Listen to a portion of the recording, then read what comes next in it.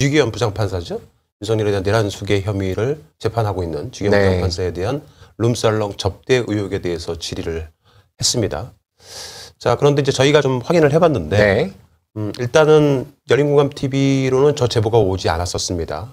사진에 보고 계시는 저 썸땡땡이라는 그곳인데 강남역사거리 인근에 있는 이제 1.5로 역삼동이더라고요. 역삼동 근방에 있는 꽤 유명한 저게 한번 업소명을 변경한 걸로 알고 있는데요. 네 글자였다가 굉장히 유명한 룸살롱 업소인 걸로 알려져 있습니다. 일단은 간단하게 저 룸살롱 업소가 어떠한 곳인지에 대한 제보는 저희가 받은 바가 있습니다. 오늘 제보가 왔었고요. 그 내용을 잠깐 볼까요?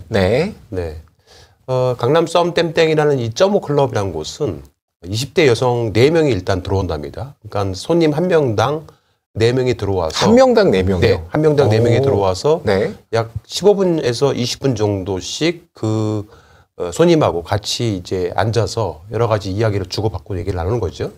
그러다가 시간이 되게 되면은 다음 여성으로 교체가 되는 겁니다.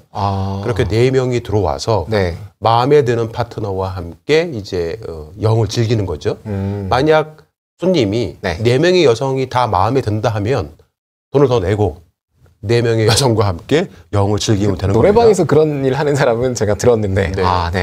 그리고 제보자의 말에 의하면은 일단 들어오면 20대 여성 위주로 되어 있는데 저 업소에는 약 150명 정도 150명 정도의 여성 종업원들이 종사하고 있다고 합니다. 그 가게에 소속된 여성 종업원이 150명? 그래서 일단 들어오면 일단 뭐 신고식이라는 걸 한다고 해요. 신고식이라는 것은 뭐 가보신 분들은 잘 아시겠죠. 어떤 게 신고식인 거에 대해서. 전 모르겠습니다. 그 옆에 적혀 있잖아요. 두 글자로. 안 보입니다. 자, 그 다음에 이제 노래방식으로 운영이 되어 있는데 뭐 노래방 기계가 있겠죠. 중간에 손님이 4명이든 5명이든 단체로 뭘 한다는데요? 뭘 한답니다. 뭘까요? 단체로 그 같은 방에서. 그 방에서? 같은 방에서 손님들에게 단체로 뭔가를 해준다고 하는데, 그, 오방신 생각하시면 됩니다. 안 들립니다. 저는. 오방신. 그리고 이제 손님이 원할 경우에 2차도 가능하다라고 하는 게 저 썸땡땡이라는 1.5 클럽에 관련된 자신이 거기서 이제 종업원으로 근무를 했다라는 제보자가 제보를 해 주신 겁니다. 자, 그럼 여기까지가 일단은 저 썸땡땡이라는 1.5 클럽에서 어떠한 일들이 벌어지는 거에 대해서는 아실 겁니다. 다만, 다시 저희를 보여주시겠어요? 다만 오늘 이제 김영민 의원께서 폭로를 하는 이 내용이 사실인지 아닌지에 대한 여부는 아직 정확히 판단할 수가 없을 듯 싶습니다. 제가 확인을 해보니까 일단 이 제보가 김영민 의원한테 개인으로 들어간 것 같아요. 그 김영민 의원실에 들어갔고 김영민 의원의 주장에 의하자면은 사진을 갖고 있다고 했습니다. 그 집판사가 아마 찍혔을. 그게 이제 집판사가 찍힌 사진인지 아니면 뭐 다른 사진인지 정확히 모르겠습니다. 공개는 되지 않았기 때문에. 그런데 김영민 의원이 오늘 국회에서 발언한 내용에 의하면은 집판사의 모습이 찍힌 것으로 추정이 됩니다. 두 번째, 제보자가 집판사에게 업무상 일로 접대를 한 것으로 추정이 됩니다. 제보자가. 제보자가 지난번에 주기현 판사가 풀어줬잖아요, 윤석열을. 그거에 대해서 화가 나서 어떻게 이런 일을 할 수가 있는지 제보를 하겠다고 하면서 제보를 한 걸로 보입니다. 그러니까 그 이전에는 업무상으로 주기현 판사를 대접할 어떤 청탁을 할 위치에 있었는데 그러면 제보자가 뭐 두 곳에 그러니까 두 가지의 경우 수를 생각할 수 있을 듯 싶은데 제보자가 변호사이거나 그러니까 뭐 이제 자신의 어떤 의뢰인에 관련돼서 뭔가 이제 접대를 통해서 판사에게 재판 결과를 바꾸기 위해서 판사에게 접대를 해서 어떤 청탁을 하는 그런 어떤 변호사이거나 아니면 그 재판과 관계되어 있는 피의자이거나 뭐 이런 가능성이 있겠죠. 그렇죠. 지기현 판사가 해줄 수 있는 것은 판결밖에 없으니까요. 그렇죠. 자, 그런데 아직 저희가 이제 김현민 의원실에다가 저희가 확인을 하고 있는 중이긴 하지만은 만약에 이게 지난 청담동 술자리 아시죠? 너무 잘 알죠. 청담동 술자리 보도 때문에 곤란한 지경에 처했던 의원님 한 분 기억나시죠? 김모 의원님. 그 당시와 유사하게 보일 소지도 없지 않아 있습니다. 그렇죠. 뭐 제보를 받고 이렇게 공적인 자리에서 공개를 했기 때문에. 근데 이제 그 당시에 그 김모 의원은 아무런 증거도 없이 그냥 제보자의 제보 내용만 가지고 말씀을 하신 거예요. 건넌 전원이었죠. 네. 네. 굉장히 곤란하게 됐고 네. 그걸로 인해서 현재 가짜 뉴스로 100% 판명이 나서 네. 현재 재판 중에 있단 말입니다.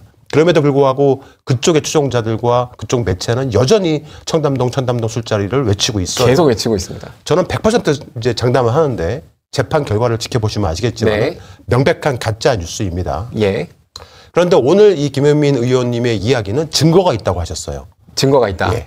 사진도 있다고 하셨고. 예. 이게 차이가 다릅니다. 그렇죠. 증거가 있어서 보도를 했는지 네. 아닌지가 가장 큰 차이가 있겠죠. 차이가 다르고 네. 아직 증거가 공개가 되지 않았기 때문에 네. 과연 어디서 제보를 받았는지에 대한 부분은 나중에 이제 뭐 네. 공개가 될 듯 싶기도 하고요. 예. 사진이 만약 공개가 된다라면은 확실한 제보가 맞다라고 생각이 됩니다. 그 안에 내부 사진 제가 네. 좀 가져온 게 있는데 볼까요? 네네. 이런 방이 상당히 많다고 합니다. 그러니까 그 저기를 저희가 한번 확인을 해보니까 입구는 굉장히 뭐랄까 열악하게 되어 있는 환경에 낡은 문으로 되어 있더라고요. 아 예. 그러니까 아마 단속을 피하기 위해서 허름하게 일부러 보이는 일부러 것처럼. 그렇게 아마 네. 꾸민 게 아닌가 싶고요. 입구는 그렇게 생겼는데 네. 안으로 들어가면 네. 참 화려합니다. 네. 저런 좀 비슷한 크기의 소파 색깔과 좀 다른 저런 공간이 그렇죠. 상당히 많고 네. 저희 영화에도 비슷한 장면이 하나 등장하긴 예. 하는데 저기 보시면 이제 저쪽에 모니터가 하나씩 크게 붙어 있지 않습니까? 네, 제가 좀 예. 저기가 이제 노래 방식으로 되어 있어가지고 네. 저기서 이제 저 모니터에 나오는 노래를 보면서 영을 즐기는 거죠. 저기 노래방, 저기 화면에 뭐 네. 노래 가사도 나오고 뭐 그렇죠. 그러겠군요. 네, 그렇게 되어 있는 겁니다. 네. 여기 그냥 잠깐 보죠. 그 가격이라고 이렇게 광고를 하더라고요, 이곳이. 네. 그러니까 7시간은 또 뭡니까? 저게 이게 뭐 11의 배수로 네. 뭔가 자른 것 같은데 저렇게 네. 이게 저희가 이제 네. 공중파가 아니고 예. 유튜브 매체다 보니까 이 정도 수위는 말씀을 드릴 수 있지 싶은데요. 예. 흔히 말하는 10%, 네. 흔히 말하는 0.5 네. 차이점이 뭐냐? 이렇게 물어보시는 여성분들이 네. 있을 듯 싶어요. 네. 남성분들 중에는 대부분 알겠지만은 네. 10%는 2차가 강제가 아닙니다.